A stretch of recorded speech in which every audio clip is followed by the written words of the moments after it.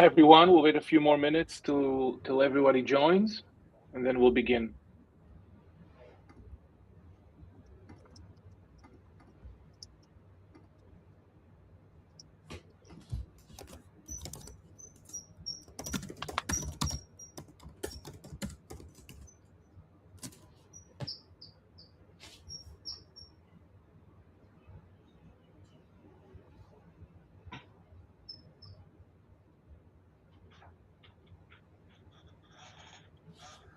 All right, I think we're about a minute and a half in. And for those of you who joined on time, thank you. We'll start in about 30 to 60 seconds.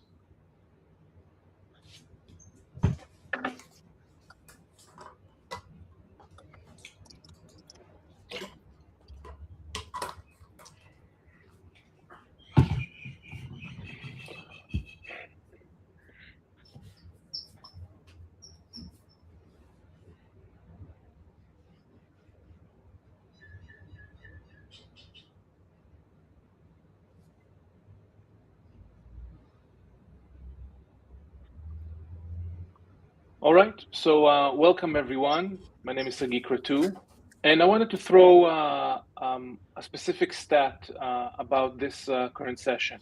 Did you know that 79% of organizations had a security incident in the past 12 months involving a vulnerability that was already known and tracked? This is one of the biggest items that came out from our 2026 State of Vulnerability Management for this year. And this is exactly what we're going to talk about, kind of the findings and the raw data behind the report. And of course, at any time, you're more than welcome to ask questions and run through the webinar with us. So according to this stat, right now, roughly 8 out of 10 of the people who are right now in the webinar have had a vulnerability that you already know about. It was ticketed, it's tracked, and the data says it's probably getting exploited anyway. That's what we're unpacking today. The one-line intros that I'd like to hear Roy and Adam to introduce themselves. Go ahead, Adam.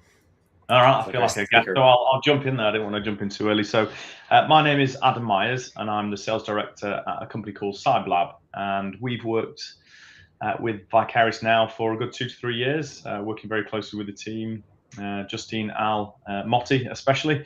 So a big shout out to them if they're listening. But yeah, looking forward to chatting to everyone and getting to know you all, and hopefully a really interesting webinar and session. Thanks, Adam. Great to have you here. And I'm Cohen, CEO and co-founder. In the past, I've been on the other side, the guy who was scanning and patching. So it was great insights from Sagy and the team for the research, and excited to kind of unravel those stats. Amazing. So since Roy said that in past he was the scanner and the patcher, we spent a decade buying visibility, scanners, attack surface tools, continuous monitoring. Why hasn't remediation caught up yet? It's a good question. I think, again, we got very good, machines got very good in finding those problems, automating the procedure end-to-end, scanning, in a lightning speed. But the fix is still very much human. It's very much human-led. And let's try to think about it. You need to, once you get these lists, for those of you who had the chance to scan, okay? So those lists of vulnerabilities and issues can span anywhere between thousands to tens or hundreds of thousands of items, okay? Now, once you got that list, which of them you take care first and why? You need to make like a case of which of them needs to be addressed. Then, of course, let's assume that you made the right decision or the right bet, depends how you look at it. Do you need to get approval, right? You need to get, change management. You need to have maybe downtime. Some patches require you to do some restarts. You need to deploy. Sometimes deployments fail also. It's something you need to be aware of. And eventually the verification. It's not all about just deploying those, those patches or those fixes, also making sure that they are actually, actually resolved. So again, when we automated the detection piece, the remediation is very much human-led, human-powered. So according to the report, 58% of remediation activities, as you say, require direct human intervention. Walk me through kind of what it looks like, in your opinion, on a late afternoon on a Tuesday for a security team member. What does it look like? Yeah, so that's again, I'm feeling it like closely to my heart.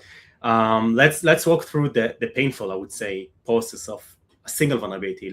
And then think about multiply that by, I don't know, thousands, millions.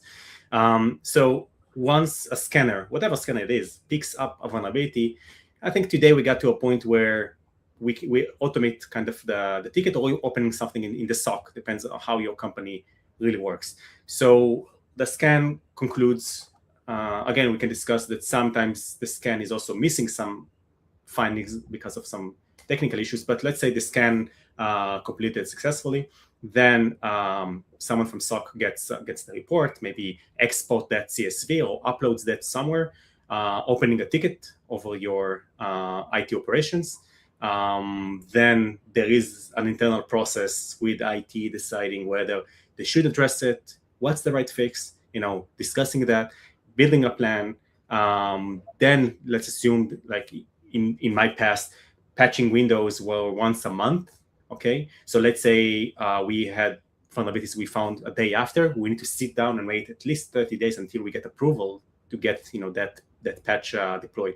So wait down until your maintenance window is approved, and then you go and deploy the patch. Assuming it is successful, then you need to go and to check again whether that fix was actually applicable. So we talk about such a long and manual process from the moment okay, so you have a problem, until the very fact you actually are resolved. So that gap is very much manual, as this report clearly shows. And yet 62% of organizations asked say that their program or rate their program as mature, right? So if they're stating they're mature, why does this happen to them? Like, they have to do it manually, right? So they're considering this a mature and they're well-funded security programs, and they still do stuff manually. Why does that happen? It's funny definition of that mature, kind of the definition of what is mature. So what we saw and kind of what we know is that mature vulnerability programs, and we see across the board, I think we got to a point where the tracking and the reporting, so at least the know-how of, okay, do I have a problem? Am I affected? This is something that directors are kind of calling their programs as mature.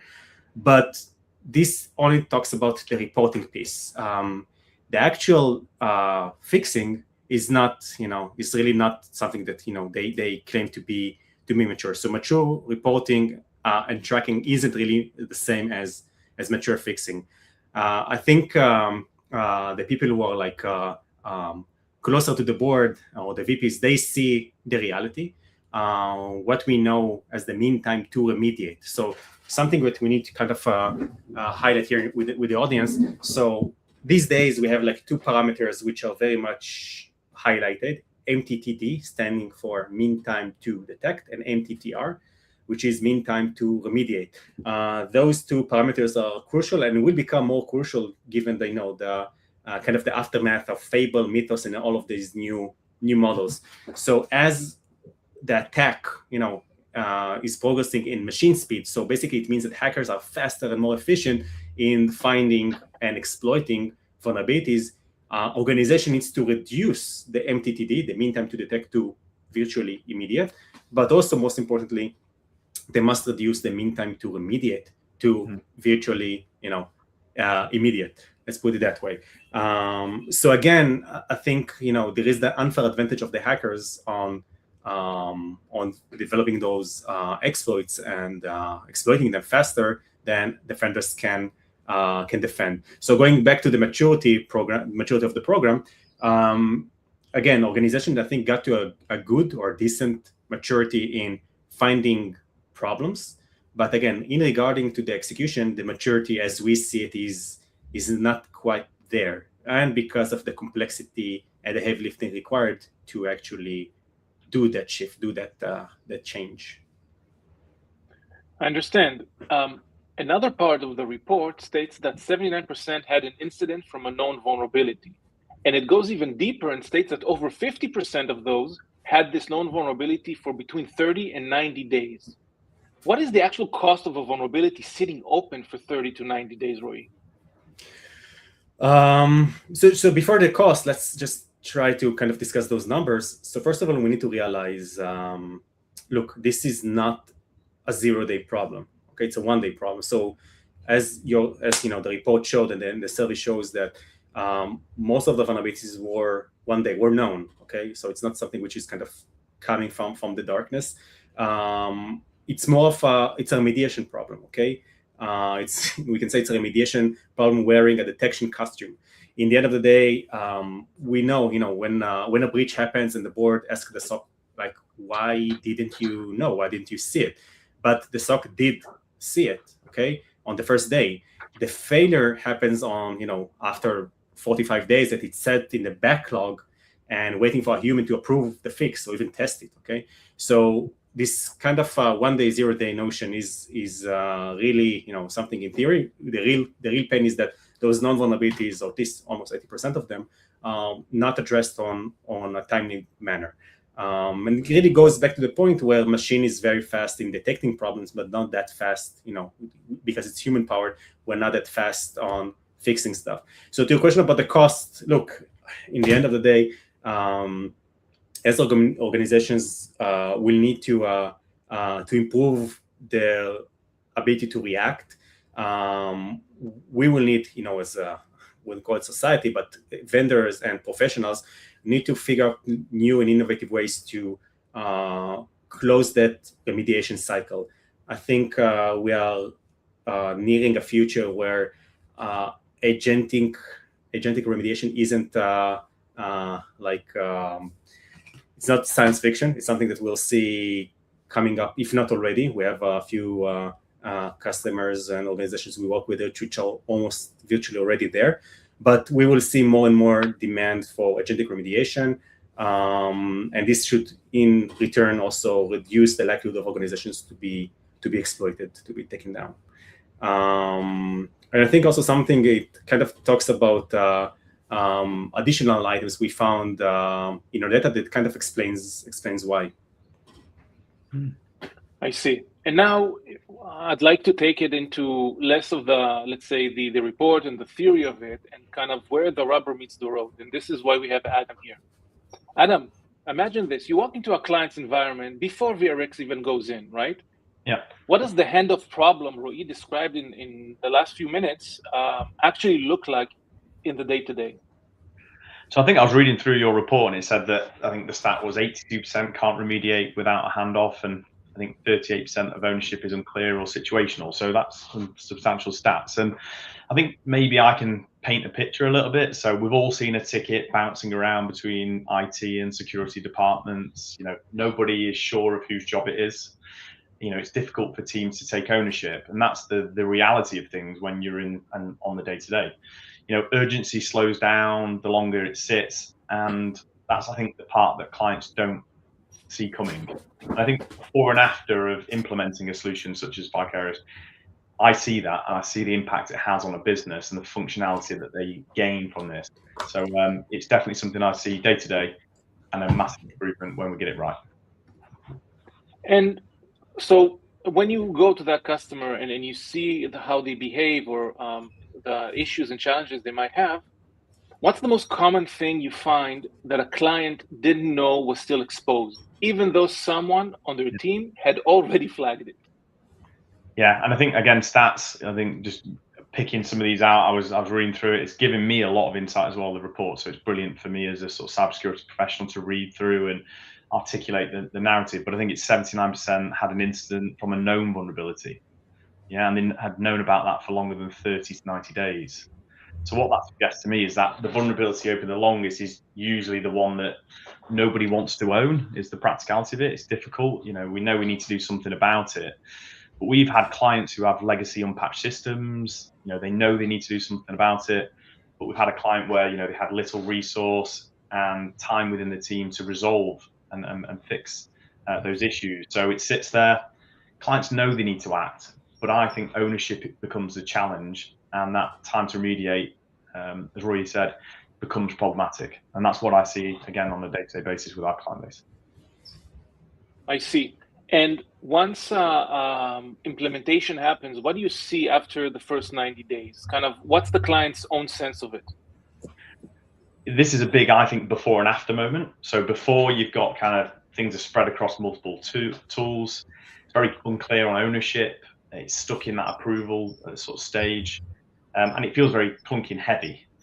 Once we've deployed and we've got the solution in, it's one team. I think there's clear authority is what I see, faster resolve closures.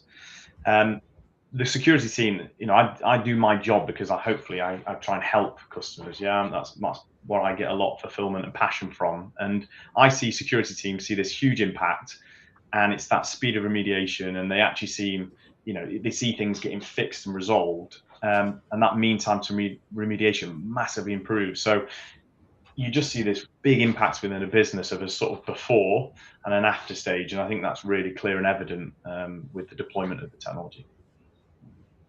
Interesting. So essentially, Roy spoke earlier about the maturity. What is maturity? And I'd like to ask you something along those lines, kind of what do clients get wrong about their own remediation maturity before you start working with them? I think most clients think they're further along the journey than they actually are, and there's quite glaring gaps that can be quickly fixed. So there's a lot of quick wins, which often are quite low cost to implement, and they have the biggest impact.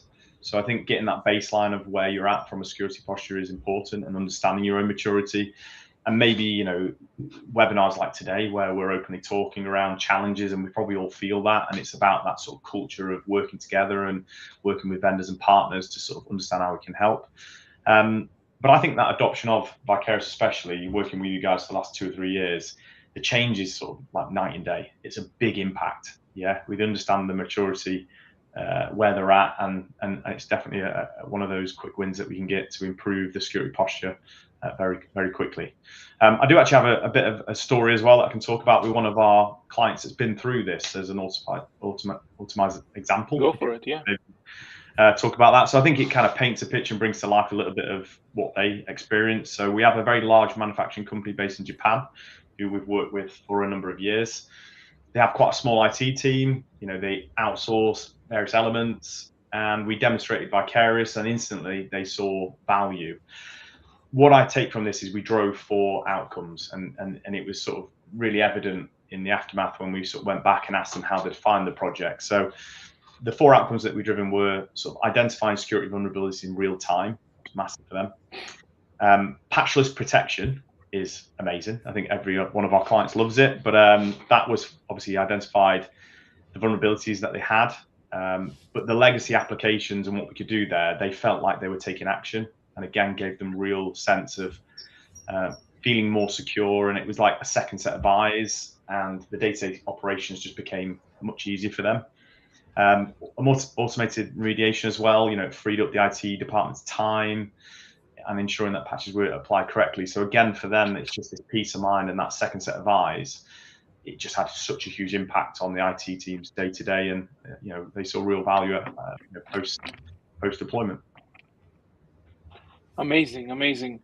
We talked earlier about kind of the definitions. What is mature? And Adam and Roy kind of gave their opinion on exactly that. I want to talk about what is remediation.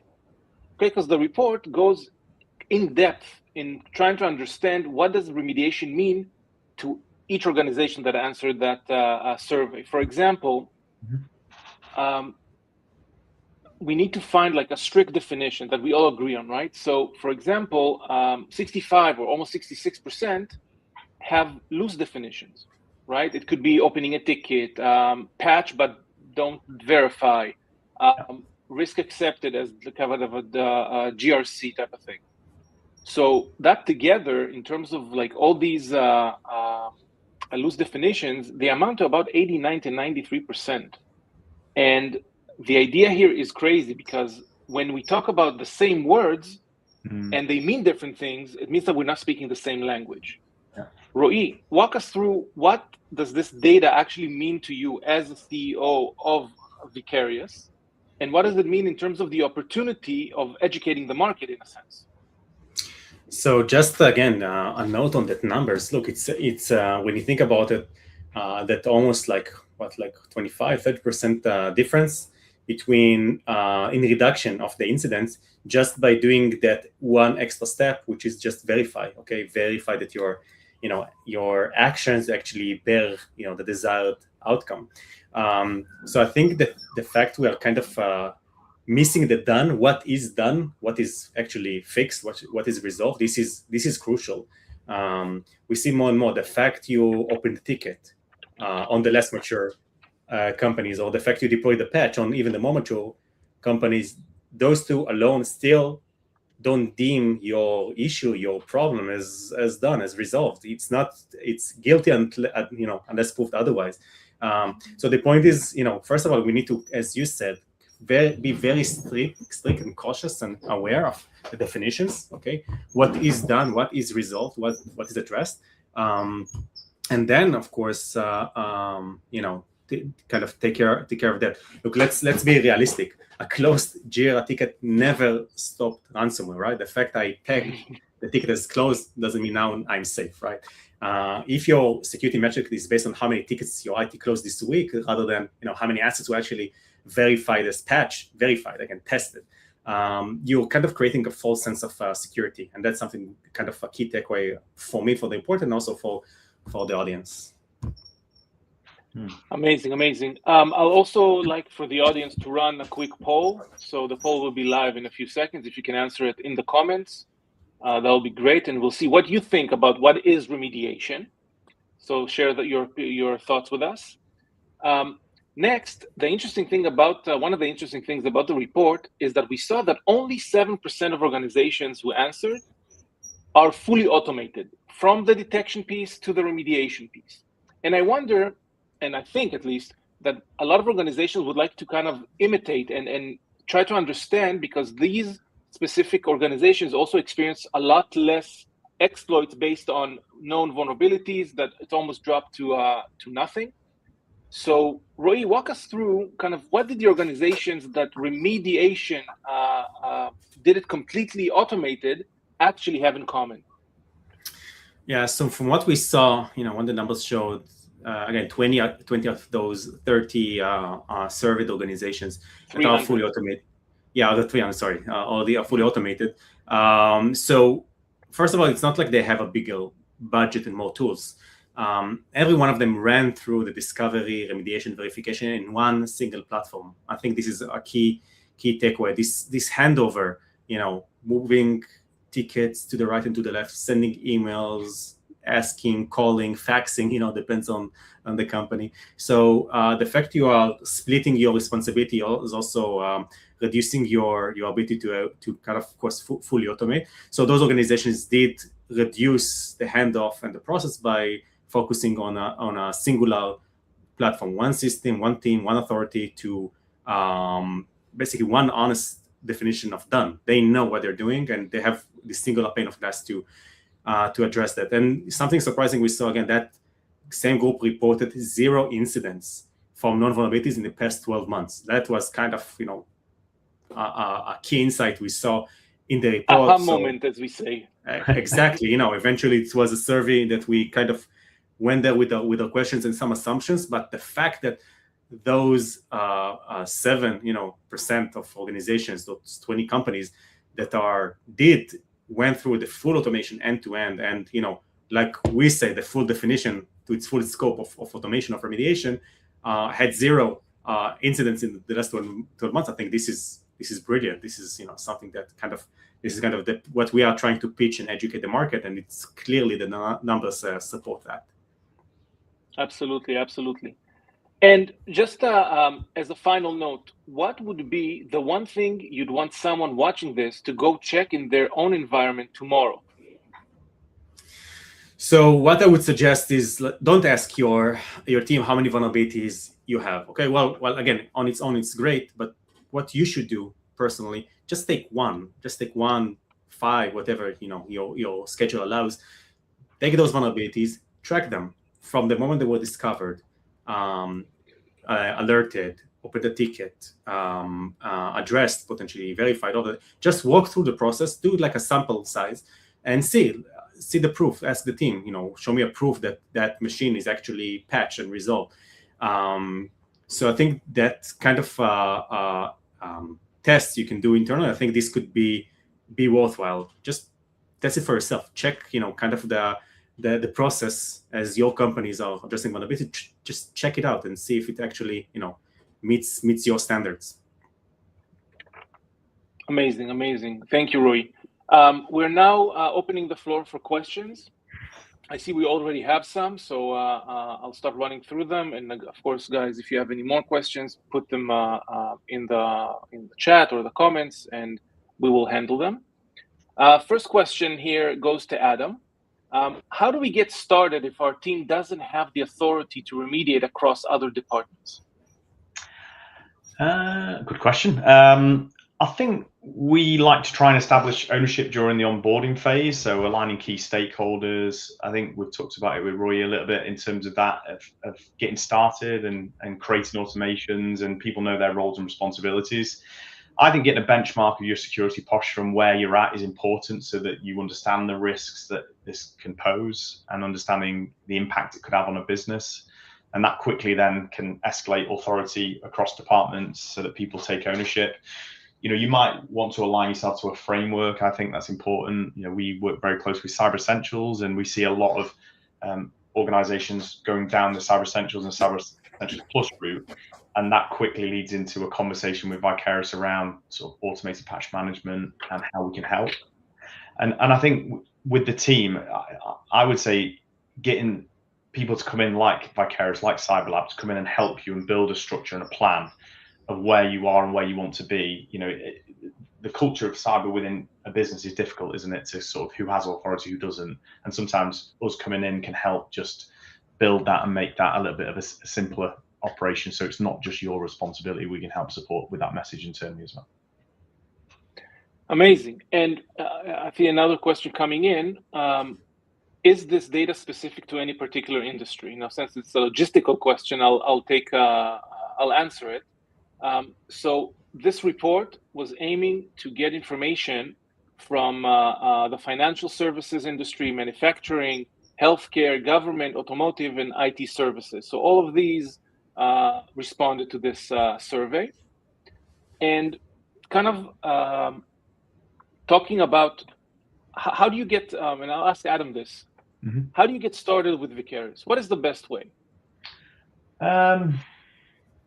I still think you need to have an understanding of where the challenge lies, and then the minute that you do that, I would say that the team is very, very slick in taking you from sort of A to B. I think the process is very easy to go through that and understand and see where you are at. I think industries are all different, and there's different compliance and there's regulations, and it's not sort of.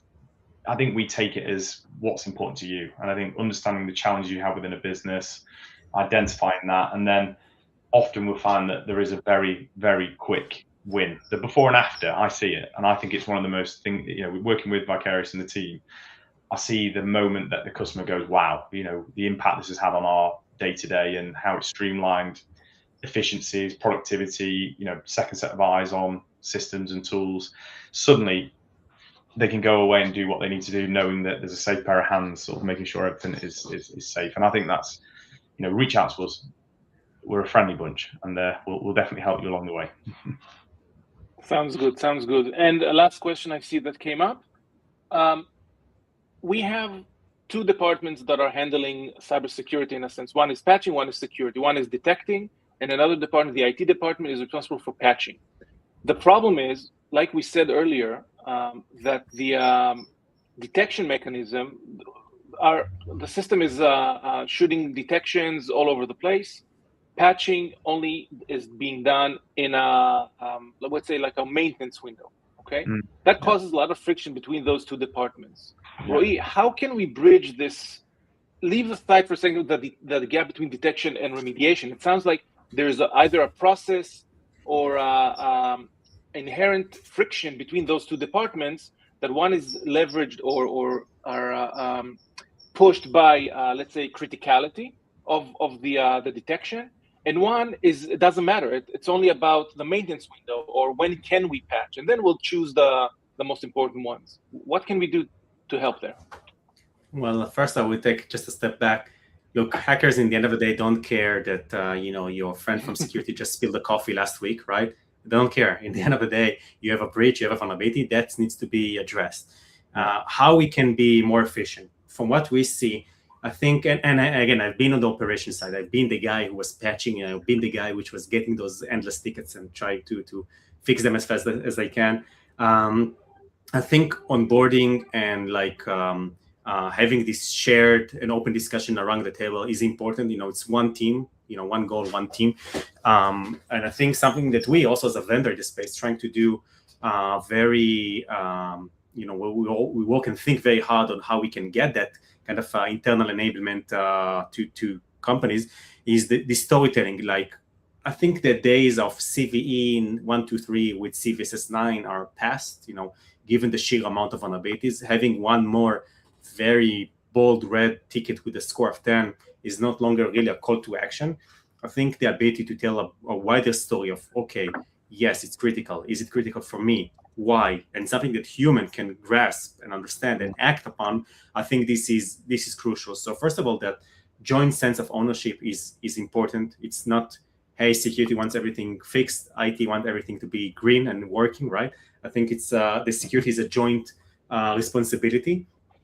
And also transparency. I think this is crucial. I think having everything under whether again with Vicarius or not, but one dashboard to govern everything, and everyone are kind of sitting around the table and seeing what security sees what IT sees, and vice versa. I think this is crucial for this reduction of the time to remediate.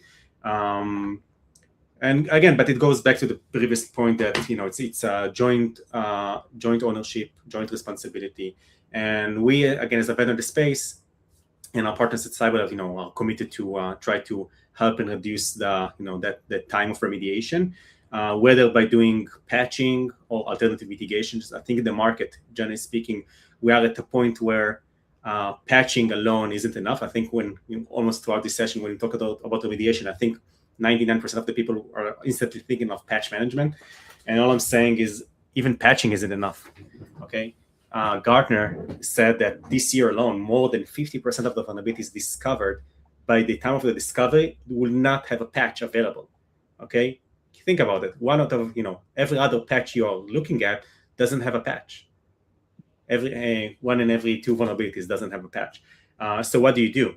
So going back to this kind of roundtable of responsibility, and us vendor and partners such as CyberLab, the idea is to give you the most robust and complete set of options, which could be a patch, could be a script, could be a workaround, could be a configuration change. The idea, and I think moving forward, is optionality. And I think this is a step to a machine versus machine future. I think in the future, we will see more and more machines taking ownership for the remediation process. Of course, governed, managed by human beings in the end of the day. But I think it's going to be a joint battle to address vulnerabilities and exposure. Amazing. So with this, we have completed our webinar. And just for the audience, everything we walked through today is in the report. The links, QR code, will be on the screen in a few seconds. That's the easiest first step, just to learn and see exactly what's going on and see how relevant it is to your organization. And if what Adam described sounds like your environment, the link will provide you with his email contact, so you can contact him. The link is right there in the comments or the chat, and you can get on his calendar and have a discussion and see how you guys can help each other. And with that being said, I'd like to thank Ro'i. Thank you very much for your time. Adam, amazing work. Thank you very much for your time and joining us today. Your insights were really, really important for us and our audience. And thank you to our audience who joined us today, and hopefully were exposed to items and data that they didn't know before. Thank you, everyone, and have a great rest of your day. Thank you, everyone. Bye-bye. Bye. Bye, everyone.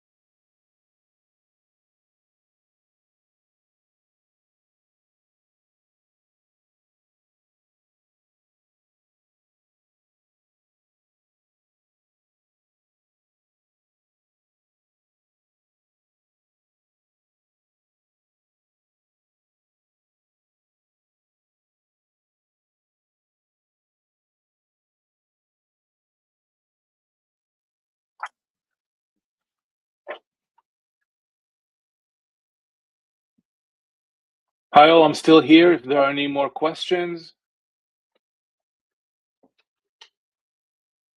so you're more than welcome to ask, write.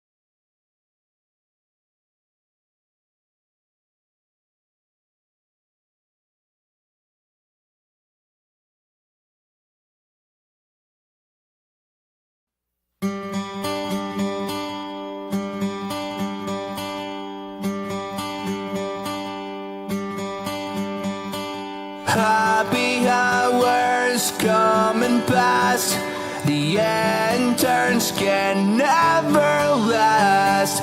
Wake me up when Patch Tuesday ends. Reading CVSS metrics. How'd I lose my hair so fast? Wake me up when Patch Tuesday ends. CISA's alerts come again, spamming my inbox, calling recruiters again. A bridge isn't too far as my RAM rests, but never forget what I lost. Wake me up when Patch Tuesday